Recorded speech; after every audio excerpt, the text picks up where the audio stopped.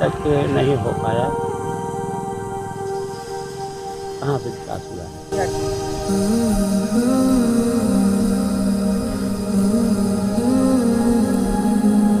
हाँ, ऐसा नहीं, या तो अपना मान सम्मान के खिलाफ ये काम समझते हो, या तो उसकी ज़रूरत ही न समझे हो कि यहाँ के लोगों के लिए इस तरह का कुछ भी हो सकता है।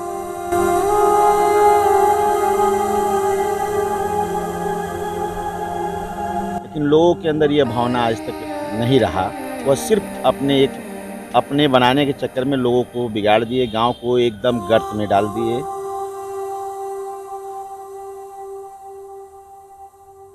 दोस्तों नमस्कार, आप देख रहे हैं जनपद मिरर। मिट्टी चाहे अपने वतन की हो या फिर गांव की, हर किसी को उससे जरूर प्यार होता है।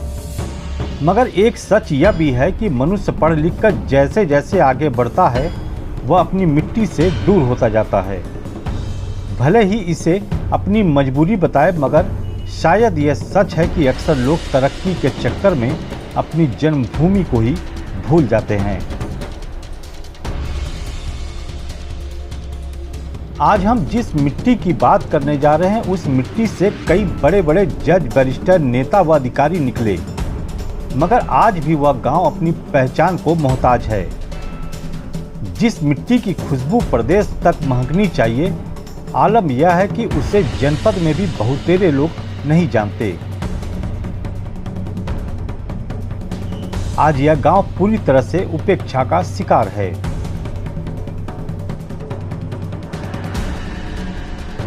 जिला सोनभद्र मुख्यालय से लगभग 80 किलोमीटर दूर एक गांव है महुली।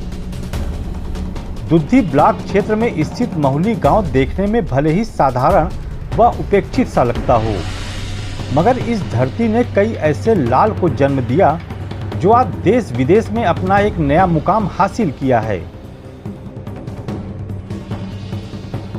महुली गांव की बात करें तो यहाँ लगभग हर घर से एक सदस्य सरकारी नौकरी में है। यह माटी जो महुली का धरती है, ये ऐसे ऐसे सपूतों को जन्म दिया जो देश, जिला, देश, प्रदेश तक का नाम आगे बढ़ाने में इन्होंने सहयोग किया। जैसे राजनीति के क्षेत्र में हमारे आज तो हम लोगों के बीच में नहीं हैं, परम आदरणीय माननीय स्वर्गीय श्री संपत्ति राम जी, जो पहले लेखपाल की नौकरी करते थे रेवेन्यू डिपार्टमेंट में। इसके बाद कानगो हुए, कानगो के बाद इन्होंने नौकरी का परित्याग करते हुए इन्होंने विधानसभा का चुनाव लड़ा, विधायक हुए। इसके बाद फिर लोकसभा में गए, इन्होंने लोकसभा का प्रतिनिधित्व किया इस क्षेत्र राउसगंज विधायक लोकसभा क्षेत्र का। और इसके बाद राजनीति के क्षेत्र में IPS अधिकारी रहे परम आदरणीय स्वर्गीय CM प्रसाद जी, जो 60 साल नौकरी पूरा करने के बाद 2000 में रिटायर हुए। और 2008 के विधानसभा का जो चुनाव हुआ था 7 में, उन्होंने भाजपा के टिकट पर चुनाव लड़ा और बड़ी पुरजोर मतों से जनता ने उनका स्वागत किया और वोट देकर उनको जिताने का काम किया। एक वक्त था जब ग्रामीणों को इस बात की खुशी व उम्मीद थी कि महुली गांव से इतनी बड़ी संख्या में सरकारी नौकरी पाने के बाद गांव की तस्वीर जरूर बदलेगी। और फिर तेजी से वक्त गुजरता रहा, मगर गांव की तस्वीर नहीं बदली। हालांकि गांव के अन्य युवा अपने बड़ों के पदचिन्हों पर चलकर अपनी तकदीर जरूर बदल ली, मगर गांव की दुर्दशा को लेकर आज भी स्थानीय लोगों के अंदर मलाल जरूर है। उनका कहना है कि जो लोग बाहर चले गए वे गांव के बारे में सोचना शायद इसलिए बंद कर दिए क्योंकि उनकी कुछ मजबूरी रही होगी। अब विकास नहीं हो पाया, वजह यह है कि लोग जो आगे बढ़े वो पीछे मुड़कर नहीं देखना चाहे, या तो किसी कारणवश वो देख न सके हों, या तो उनकी इंटरेस्ट न रहा हो। लेकिन लोग उनके साथ हमेशा जुड़ाव रहे, उनके मान सम्मान का हमारे गांव के लोगों ने हमेशा ध्यान रखा। उनके मान सम्मान के प्रति कहीं हमारे गांव के लोगों ने समझौता गलत जगहों पर नहीं किया। गांव की बदहाली को लेकर कई लोगों में नाराजगी देखी जा सकती है।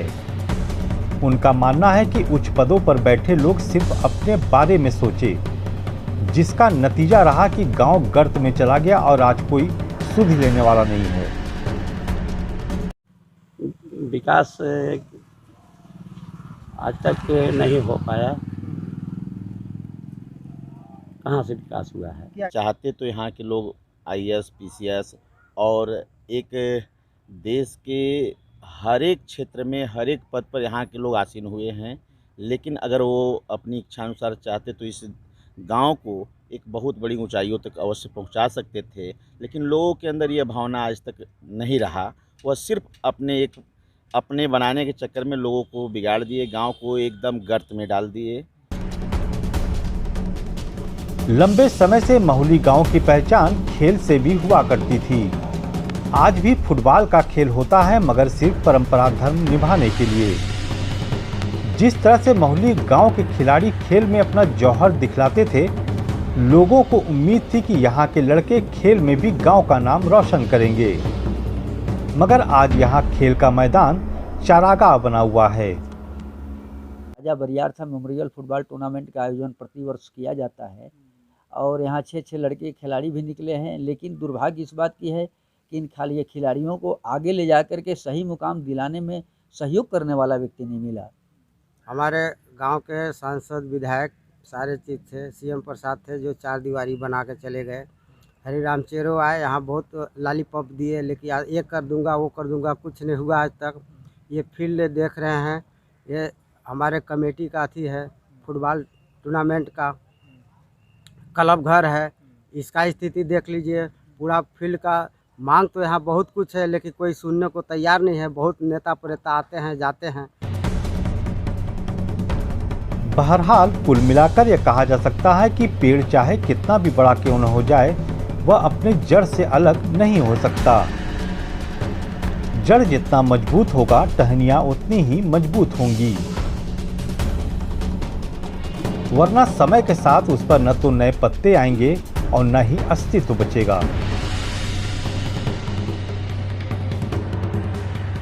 रमेश यादव के साथ धर्मेंद्र गुप्ता, जनपद मिरर, सोनभद्र।